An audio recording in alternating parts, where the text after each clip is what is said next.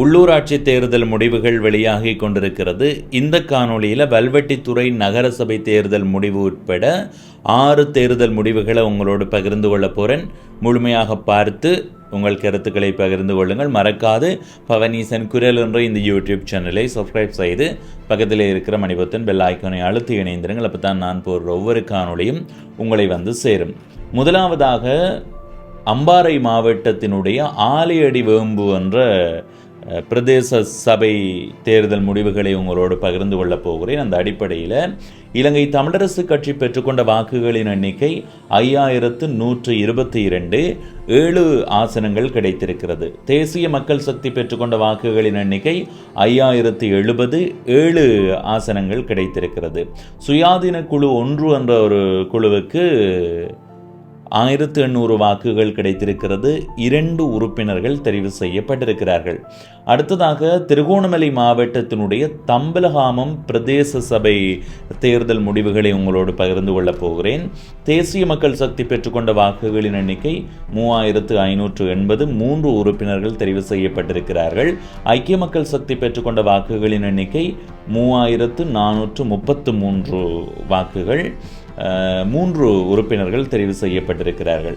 ஸ்ரீலங்கா முஸ்லிம் காங்கிரஸ் பெற்றுக்கொண்ட வாக்குகளின் எண்ணிக்கை 2690 வாக்குகள், 2 உறுப்பினர்கள் தெரிவு செய்யப்பட்டிருக்கிறார்கள். அகில இலங்கை மக்கள் காங்கிரஸ் பெற்றுக்கொண்ட வாக்குகளின் எண்ணிக்கை 2094, 2 உறுப்பினர்கள் தெரிவு செய்யப்பட்டிருக்கிறார்கள். இலங்கை தமிழரசு கட்சி பெற்றுக்கொண்ட வாக்குகளின் எண்ணிக்கை 1691, 2 ஆசனங்கள் இவர்களுக்கு கிடைத்திருக்கிறது.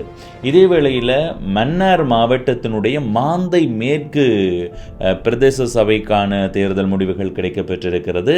இலங்கை தமிழரசு கட்சி பெற்றுக்கொண்ட வாக்குகளின் எண்ணிக்கை 3218, 5 ஆசனங்கள் கிடைத்திருக்கிறது.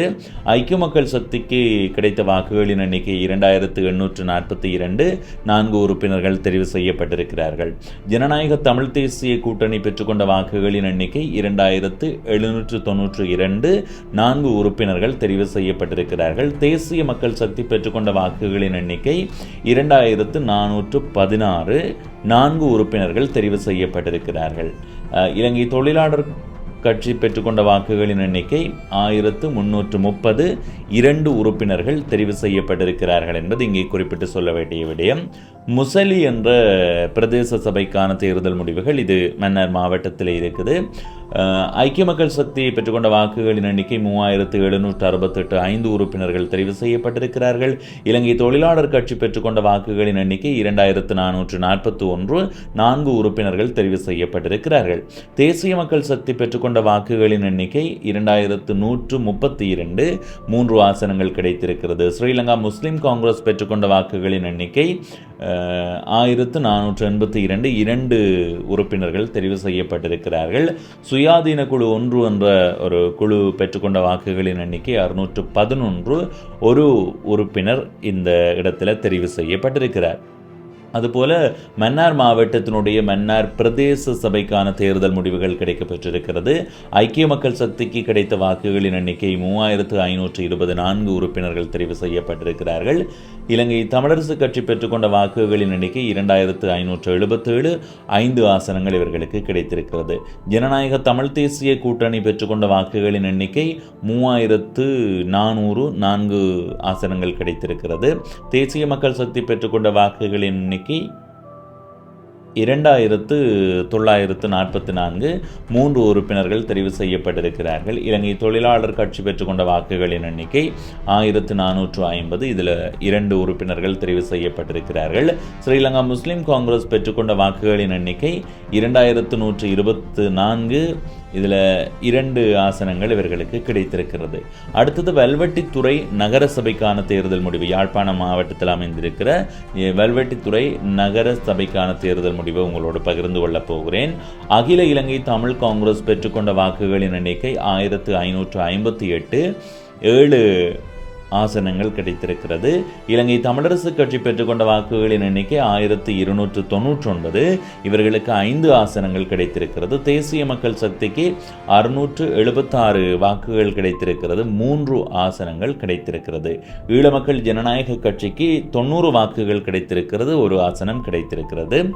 இந்த வல்வெட்டித்துறையினுடைய தேர்தல் முடிவு நிறைய பேர் எதிர்பார்த்திருந்தார்கள். ஏனென்றால் பெரிய அளவில் எதிர்பார்க்கப்படுவதற்கு கடந்த நாடாளுமன்ற தேர்தல் ஒரு முக்கியமான காரணமாக இருந்தது. அந்த அடிப்படையில் இந்த தேர்தல் முடிவு நிறைய பேருக்கு திருப்தியை கொடுக்கும் என்பதில் எந்த சந்தேகமும் இல்லை. ஏனென்றால் அகில இலங்கை தமிழ் காங்கிரஸ், அதாவது தமிழ் தேசிய மக்கள் முன்னணி, மிதிவண்டி கட்சி, அந்த கட்சி 7 உறுப்பினரை பெற்றிருக்கிறது. வீட்டு கட்சி, அதாவது தமிழரசு கட்சி 5 உறுப்பினர்களை பெற்றிருக்கிறது. அப்படி என்றால் 12 ஆசனங்கள் இவர்களுக்கு கிடைத்திருக்கிறது. மற்ற பகுதியை பார்த்தால் தேசிய மக்கள் சக்தி 3 ஆசனம், ஈழ மக்கள் ஜனநாயக கட்சி 1. எனவே 12க்கு 4 என்ற அடிப்படையில் இருக்குது. எனவே 12 என்பது அதிகூடிய ஆசனங்கள் தான். இருந்தாலும் தேசிய மக்கள் சக்திக்கு 676 வாக்குகள் விழுந்திருக்கிறது என்பது இங்கே சுட்டிக்காட்டி சொல்லப்பட வேண்டிய ஒன்று. எனவே இந்த தேர்தல் முடிவுகள் பற்றி உங்களுடைய கருத்தை நீங்கள் பதிவு செய்யுங்கள். அதே போல இந்த நேரத்தில் இன்னும் சில தேர்தல் முடிவுகள் கிடைக்கப்பெற்றிருக்கிறது, அதையும் உங்களோடு பகிர்ந்து கொள்கிறேன். அம்பாறை மாவட்டத்தினுடைய நாவிதன் வெளி பிரதேச சபைக்கான தேர்தல் முடிவுகளை எடுத்து பார்ப்போமாக இருந்தால், இலங்கை தமிழரசு கட்சி பெற்றுக்கொண்ட வாக்குகளின் எண்ணிக்கை 4154.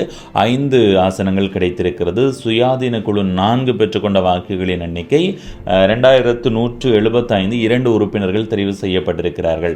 சுயாதீன குழு 1 என்ற குழு பெற்றுக்கொண்ட வாக்குகளின் எண்ணிக்கை 1351. 2 உறுப்பினர்கள் தெரிவு செய்யப்பட்டிருக்கிறார்கள். சுயாதீன குழு 3 என்ற குழு பெற்றுக்கொண்ட வாக்குகளின் எண்ணிக்கை 1085. 1 உறுப்பினர் தெரிவு செய்யப்பட்டிருக்கிறார். ஸ்ரீலங்கா முஸ்லிம் காங்கிரஸ் பெற்றுக்கொண்ட வாக்குகளின் எண்ணிக்கை 1075. 1 உறுப்பினர் தெரிவு செய்யப்பட்டிருக்கிறார் என்பது இங்கே குறிப்பிட்டு சொல்ல வேண்டிய விடயம். இதே வேளையில் வலிகாமம் கிழக்கு, அதாவது கோப்பாய் பிரதேச சபைக்கான தேர்தல் முடிவுகள் கிடைக்கப்பெற்றிருக்கிறது. இலங்கை தமிழரசு கட்சி பெற்றுக்கொண்ட வாக்குகளின் எண்ணிக்கை 9881.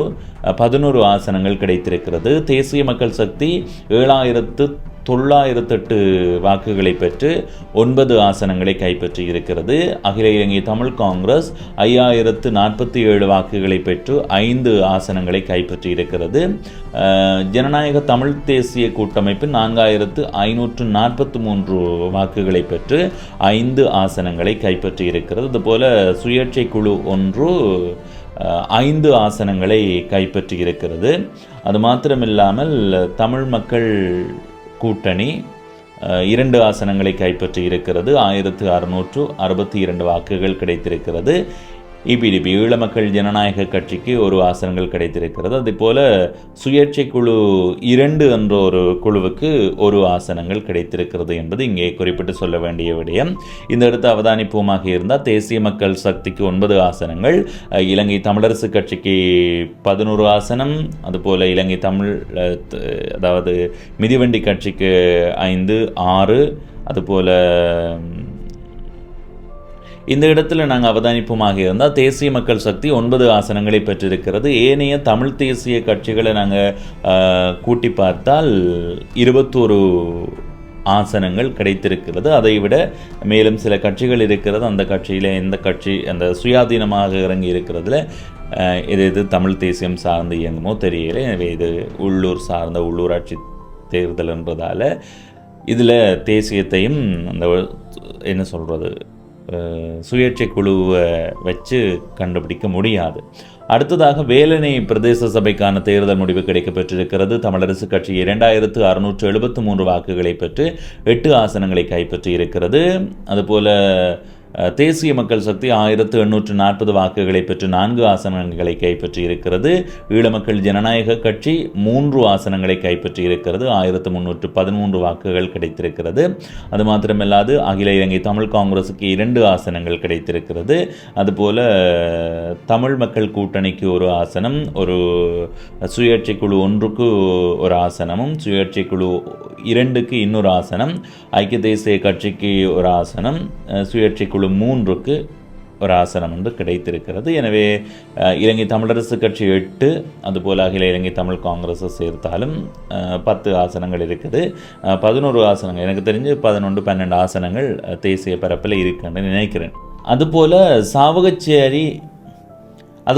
சாவகச்சேரி நகரசபைக்கான தேர்தல் முடிவுகள் கிடைத்திருக்கிறது. அகில இலங்கை தமிழ் காங்கிரஸ் பெற்றுக்கொண்ட வாக்குகளின் எண்ணிக்கை 2959, 6 ஆசனங்களை பெற்றிருக்கிறது. 2594 வாக்குகளை பெற்று இலங்கை தமிழரசு கட்சி 6 ஆசனங்களை கைப்பற்றி இருக்கிறது. தேசிய மக்கள் சக்திக்கு 3 ஆசனம் கிடைத்திருக்கிறது. சங்கு சின்னத்தில் போட்டியிட்ட ஜனநாயக தமிழ் தேசிய கூட்டமைப்புக்கு 2 ஆசனங்கள் கிடைத்திருக்கிறது. ஈழ மக்கள் ஜனநாயக கட்சிக்கு 1 கிடைத்திருக்கிறது. இந்த இடத்த அவதானிப்புமாக இருந்தால் 14 ஆசனங்கள் தமிழ் தேசிய பரப்புக்கு கிடைத்திருக்கிறது. தேசிய மக்கள் சக்திக்கு 3, ஈழ மக்கள் ஜனநாயக கட்சிக்கு 1, 4 ஆசனங்கள் மற்ற பக்கத்தில் இருக்குது. அதே போல் யாழ் மாநகர சபையினுடைய தேர்தல் முடிவுகள் கிடைக்கப்பெற்றிருக்கிறது.